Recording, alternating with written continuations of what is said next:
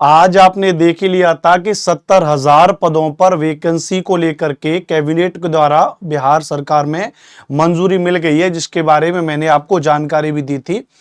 अब आपका एक प्रश्न ये आ रहा है कि सर अब ये जो बिहार नई शिक्षक भर्ती आई है, इस बिहार नई शिक्षक भर्ती के अंतर्गत जो एसएसटी का सेगमेंट है, जो जीके का सेगमेंट है, जो जीएस का सेगमेंट है, अब उसकी तैयारी कैसे करें, कैसे कौन सी ऐसी रणनीति बनाई जाए जिससे कि हम इसमें कंप्लीट अपनी तैयारी को कर पाए। तो देखो, सबसे पहले दो बातें समझना आप। सबसे पहली बात क्या है दोस्तों? पहली बात तो यह देखिए कि अभी कोई ऑफिशियल सिलेबस तो जारी हुआ नहीं है इस चीज का कि भाई जो नई शिक्षक भर्ती जो आई है किसका सिलेबस क्या होगा, अभी ये तो जारी हुआ नहीं है। लेकिन फिर भी अगर हम मान के चलें, अपने उस ओल्ड सिलेबस को मान के चलें जिसमें 40 और 80 का रेशियो उन्होंने रखा था कि 40 नंबर में तो भाई बेसिक जो जीके है, जीएस है, आपका जो करंट अफेयर्स है, आपका जो जनरल साइंस वाला सेगमेंट है, या फिर आपका उसमें एनवायरमेंट वाला सेगमेंट है, उसी में बेसिक मैथ्स है, उसी में बेसिक रीजनिंग 12 और उसी में बेसिक मैथ्स का पोर्शन 40 नंबर का था। साथ ही साथ अगर हम बात करेंगे, साथ ही साथ उन्होंने कहा था कि भैया जो आपका कंप्लीट क्या होगा, 80 नंबर का आपका सब्जेक्ट होगा ना। यही तो पिछले वाले 1,70,000 भर्ती में जूनियर में यही था सिलेबस। अब जब ये सिलेबस था तो अगर हम मान के चलें, थोड़ा सा यहां पे समझना, एक मैंने कैलकुलेशन की है, थोड़ा समझना। जैसे कि अगर मैं इसमें एक चीज को मान लू, जैसे मैं एक मान के चलूं, यहां पे समझना, मैं इसको मान ले रहा हूं बिहार शिक्षक भर्ती, समझना, बिहार शिक्षक भर्ती। अब इस बिहार शिक्षक भर्ती में अभी जो जानकारी है उसके आधार पर एक तो है ये सिलेबस 6 से 8 का मामला, एक सिलेबस है यहां से 9 से 10 वाला स्कोर, और एक हो जाएगा आपका 11 से 12। यही तो भैया। अब अगर सिलेबस कुछ भी रखेगा, ऑफिशियल सिलेबस तो 2-1 दिन में आ ही जाएगा, लेकिन फिर भी आप मान के चलिए कि भाई इसमें 6 से 8 में, 9 से 10 में, 11 से 12 में आपका सब्जेक्ट तो बिल्कुल कॉमन रहने वाला है। भाई अगर मैं अपने विषय की बात करूं तो 6 से 8 होगा, उसमें भी आपको क्या पढ़ना है? एसएसटी ही पढ़ना है। 9 से 10 में मैं अगर बात करूं तो वहां भी आपको एसएसटी पढ़ना है। यदि आप आर्ट्स बैकग्राउंड से हैं, आप साइंस या मैथ्स बैकग्राउंड से होंगे तो यहां पे 6 से 8 में भी आपको क्या पढ़ना होगा? साइंस एंड मैथ्स पढ़ना होगा। 9 से 10 में भी आपको क्या पढ़ना होगा? साइंस और मैथ्स ही पढ़ना होगा। तो ये तो सब्जेक्ट बिल्कुल कॉमन है।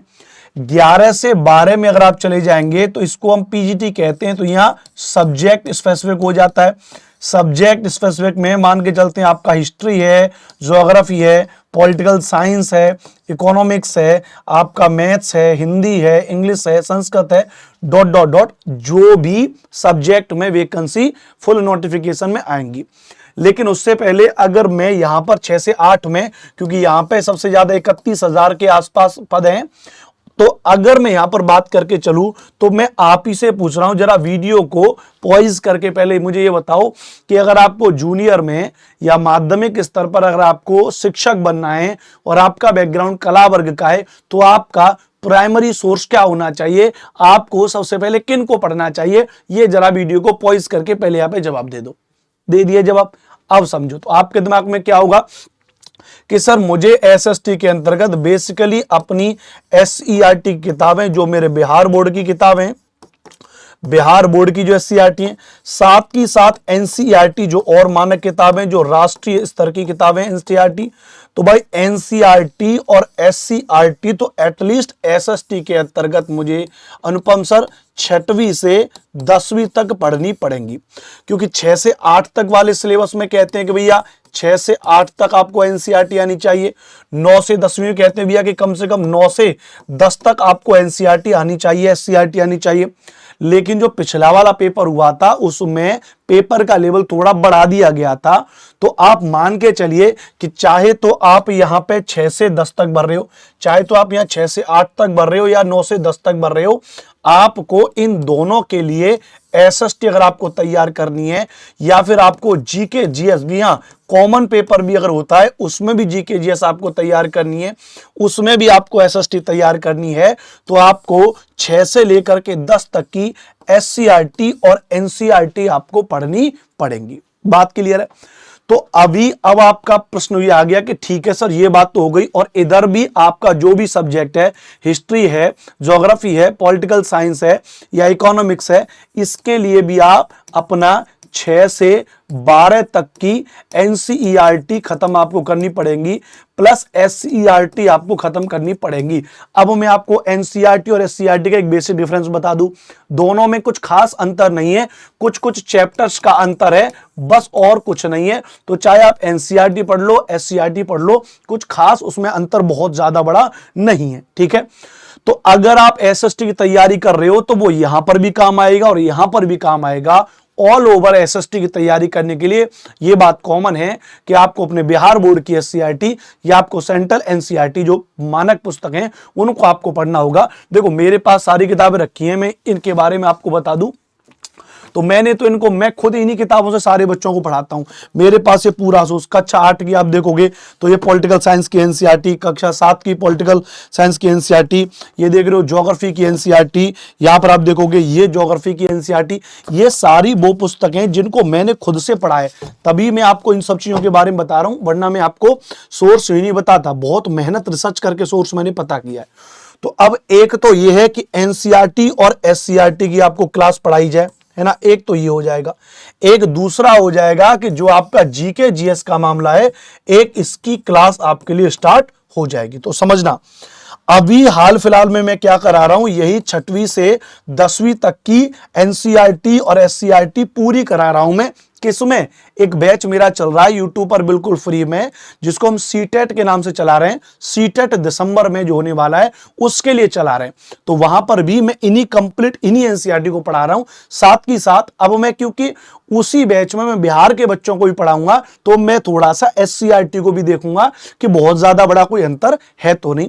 तो फिलहाल के लिए आप क्या करेंगे भैया, फिलहाल के लिए आप जिस चैनल पर ये वीडियो देख रहे हो, हमारा super coaching TET and PRT by textbook, ये हमारा जो आप इस चैनल को देख रहे हो, इसी चैनल पर कितने बजे भैया, शाम को 4 बजे जब आप प्लेलिस्ट चेक करोगे तो प्लेलिस्ट में जब आप नीचे आओगे तो आप देखोगे सीटेट दिसंबर 2023 के लिए कंप्लीट जो प्लेलिस्ट हमने बना रखी है, इसमें आप मेरे में देखोगे तो सीटेट दिसंबर 2023 एसएसटी सामाजिक अध्ययन संपूर्ण एनसीईआरटी का निचोड़ इसमें मैं करा रहा हूं।